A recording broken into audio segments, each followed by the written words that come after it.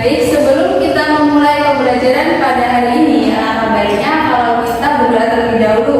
Ayo, siapa yang mau memimpin? Mbak Ayu, ayo. Berdoa dimulai.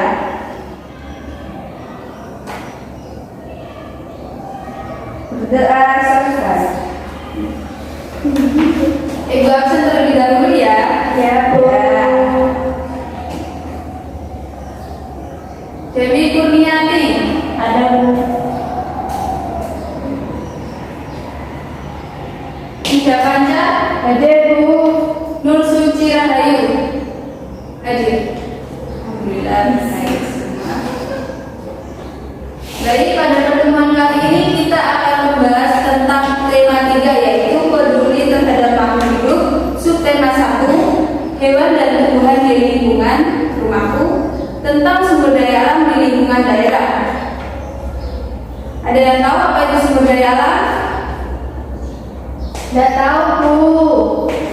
Sumber daya alam adalah segala sesuatu di alam yang dapat dimanfaatkan oleh manusia. Negara Indonesia memiliki kekayaan alam yang sangat beragam, sehingga ada banyak sumber daya alam yang bisa dimanfaatkan oleh manusia. Misalnya ada sumber daya alam yang dimanfaatkan sebagai bahan pangan, bahan sandang, bahan pakan, hingga obat-obatan. Pemanfaatan sumber daya alam oleh manusia juga disesuaikan dengan lingkungannya, karena lingkungan yang berbeda memiliki potensi sumber daya alam yang berbeda-beda juga. Sebagai contoh, di pantai banyak orang yang bermata pencarian sebagai nelayan untuk mencari ikan atau menangkap hasil ikan laut. Sedangkan di dataran tinggi banyak orang bermata pencarian sebagai petani atau kebun-kebunan, kebun sayur, kebun buah-buahan, ya kebun teh juga masuk.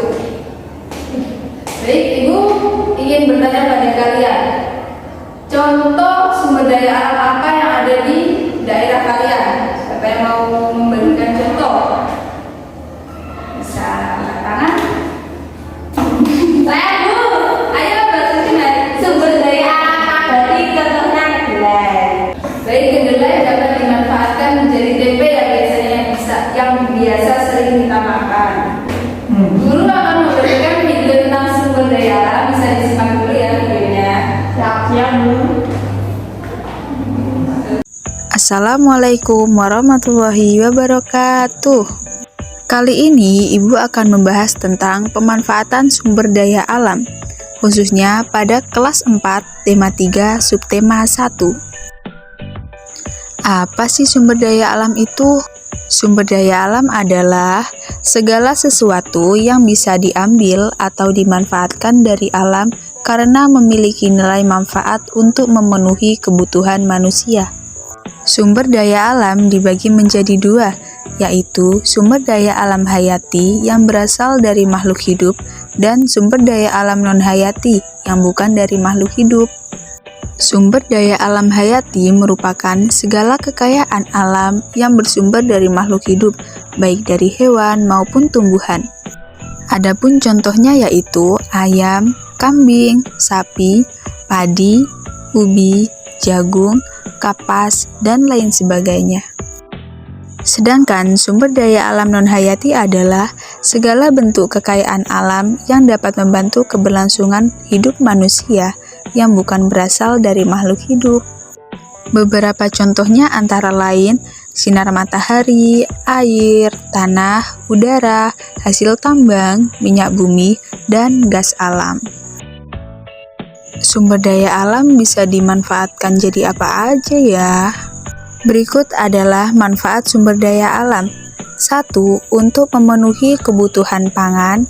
Contohnya adalah hewan yang biasa dikonsumsi seperti ayam, sapi, kambing, tumbuhan seperti padi, jagung, kentang, dan ubi. Rempah-rempah seperti pala, lada, jahe, cengkeh, ketumbar. 2. Sumber energi dan bahan bakar. Sumber daya alam berupa minyak bumi dan gas bermanfaat sebagai sumber bahan bakar yang bisa menghidupkan listrik dan kendaraan bermotor. 3. Sumber energi pembangkit listrik. Dengan menggunakan bahan bakar minyak bumi atau dengan menggunakan energi matahari, sumber daya alam yang ada bisa dikonversi menjadi energi listrik. Contohnya seperti pembangkit listrik tenaga surya yang digunakan di banyak negara dengan sinar matahari. Indonesia juga mulai mengembangkannya. 4. Untuk pengembangan teknologi. Teknologi merupakan hal yang terus berkembang dari waktu ke waktu tanpa berhenti. Untuk mengembangkan teknologi menjadi lebih canggih dari waktu ke waktu, dibutuhkan sumber daya alam.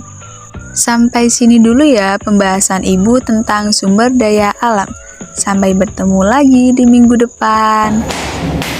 Baik, setelah memahami materi yang terdapat pada video tadi, Ibu akan memberikan tugas pada kalian secara individu. Ini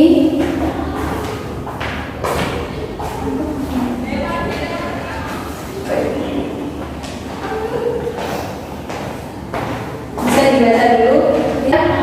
Masing-masing secara individu melakukan pengamatan tentang sumber daya alam yang ada di daerah kalian masing-masing.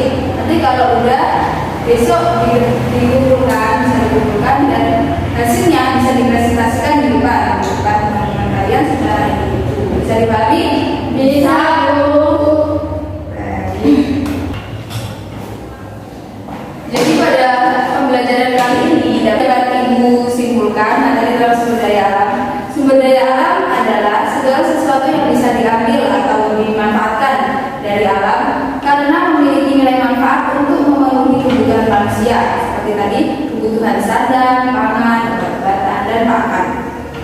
Berdasarkan asalnya sumber daya alam dibagi menjadi dua, yakni sumber daya alam hayati dan sumber daya alam non hayati.